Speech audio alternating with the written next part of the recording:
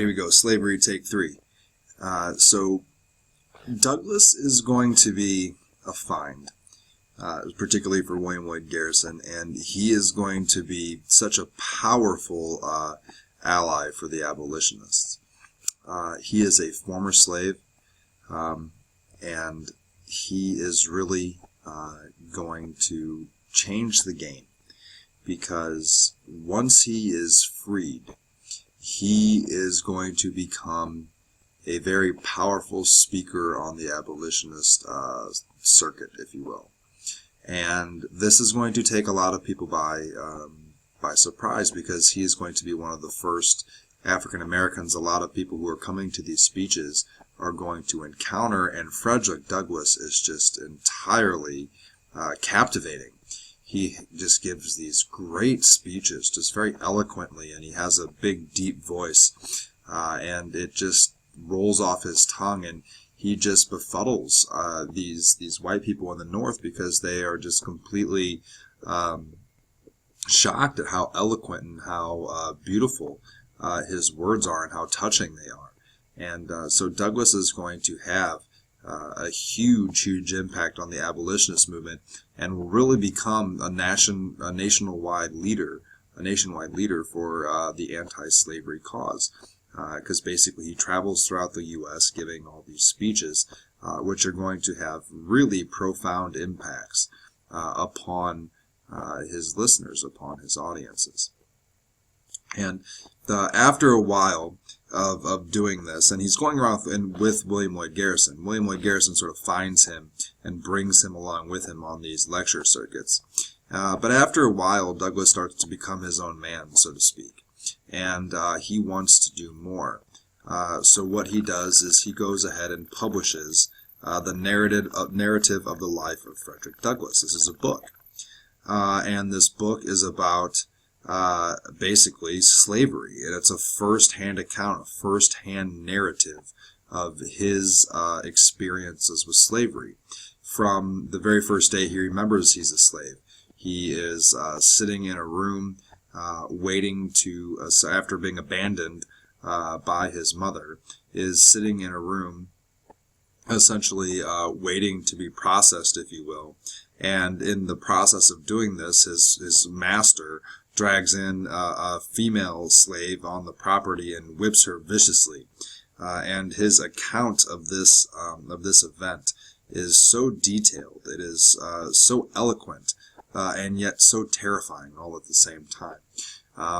If I can find some time at the end of the lecture here, I'll pull up some quotes of his from this book, because they're very, very powerful. And if I don't, I encourage you guys, in any extra time that you have, to pull out your phones. Well, you guys should already have your phones out, but maybe as you're listening to this video, Google the narrative of life of Frederick Douglass and look at some of the excerpts, because they're just very beautifully written and very, very powerful. It will hit home with you even today.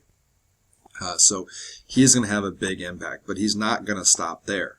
Douglass will also publish his own newspaper, much like Garrison. The two of them will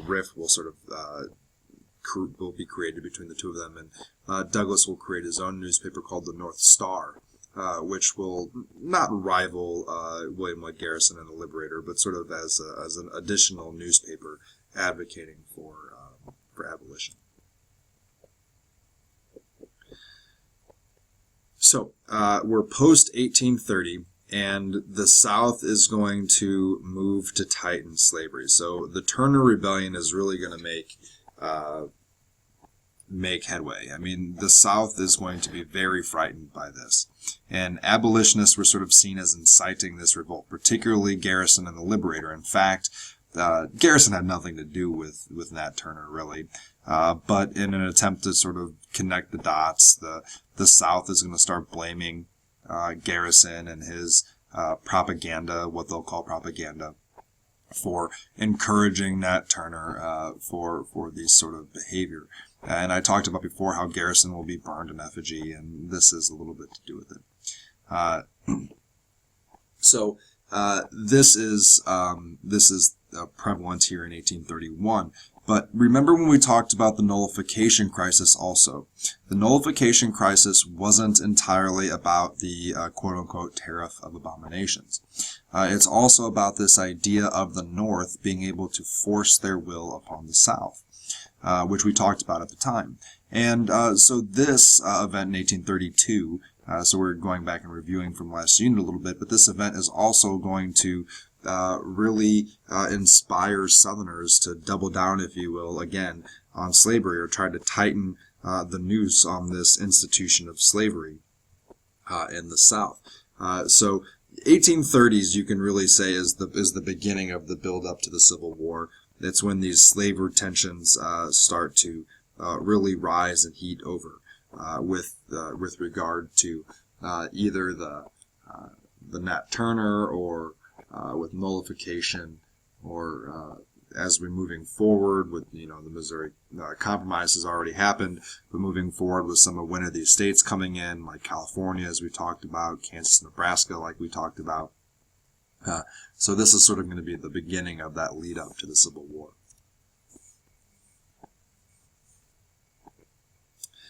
So we get basically a strong defense of slavery coming out of the South. We know this, right? It's not like they're just going to roll over and let slavery die, because their economy, their livelihood, their political power, basically everything that they are is reliant upon slaves. So they're going to launch a staunch defense.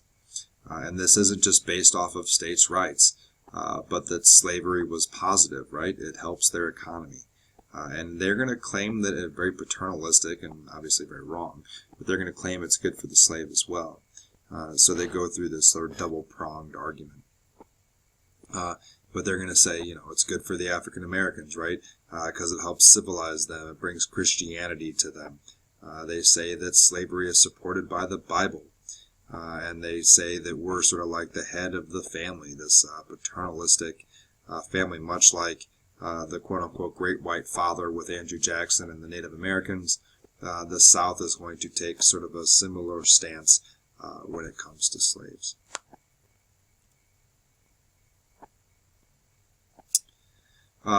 So obviously we're going to have the North sort of disagreeing with this. So the South is going to attack the North for their brutal treatment, and that's mostly the brutal treatment coming out of the Liberator and some of these abolitionist movements. So essentially they're attacking these abolitionist movements that are going on, and trying to discredit what they're doing.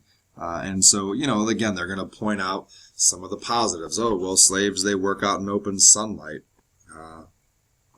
They're given food. They're, given work year-round. So they sort of juxtapose this with the way of the life of the North. So in the North, workers worked long hours in the dark in factories, whereas slaves got to work outside in the open sunlight and fresh air. Food, slaves are given work and food year-round, where Northerners could be laid off and would then have to then scrap for food, right? And then slaves are taken care of by the masters, whereas the Northerners would have to do this themselves. So, these are obviously very weak arguments. They don't justify slavery or even come close to doing so. But these are the arguments that are being made at the time at the South as part of this attempt to maintain what they will call their peculiar institution.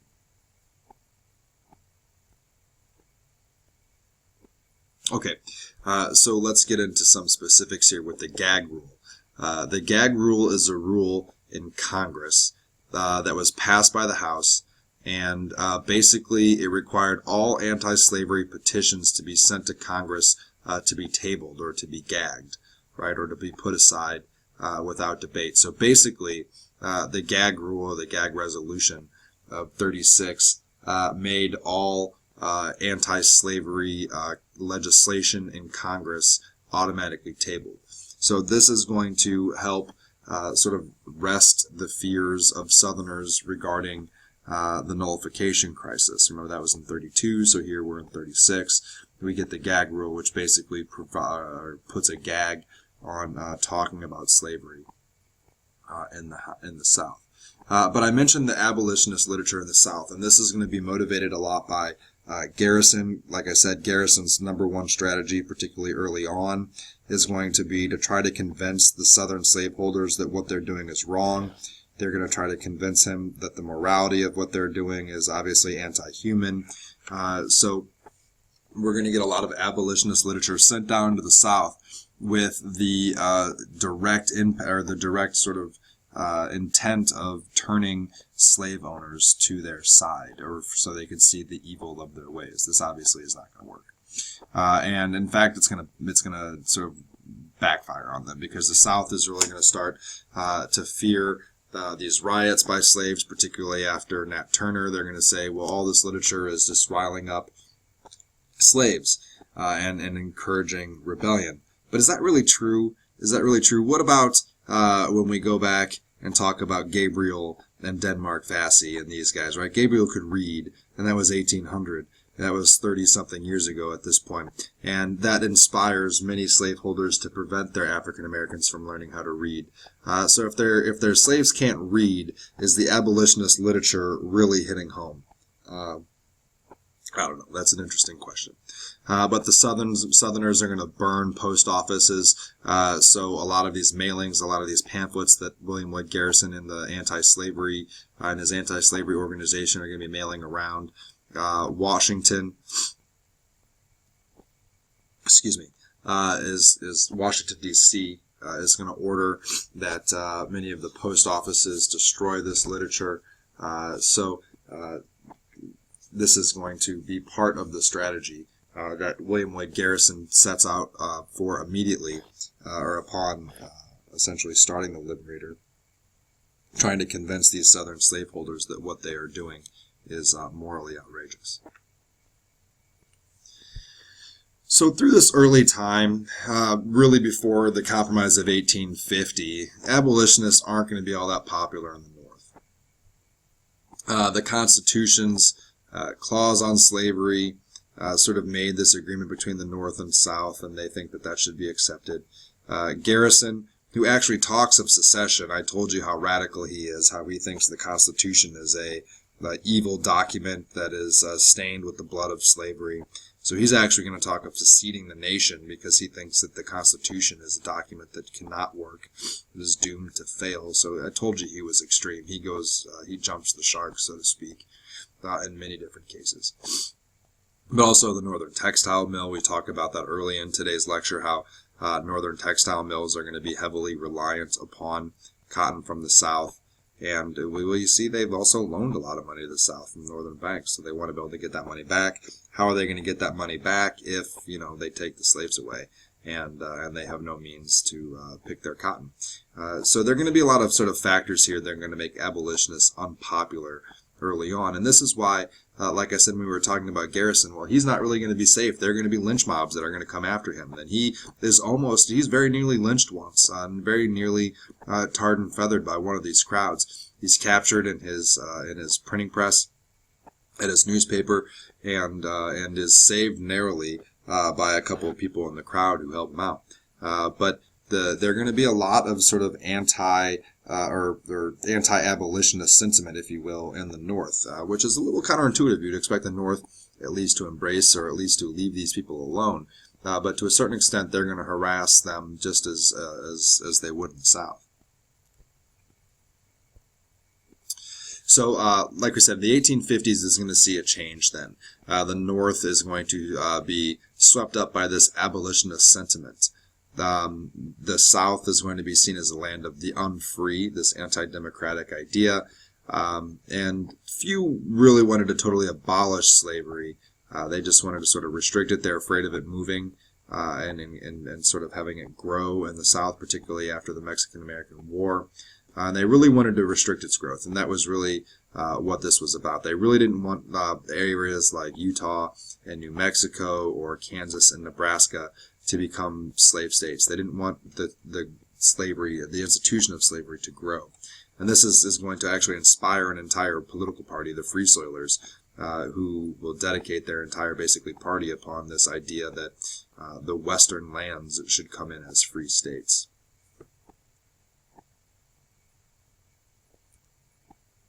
All right, so we only have a couple seconds left here. about 15 seconds, but I'll give you guys a chance to look over the keys sort of here to the chapter, to this lecture.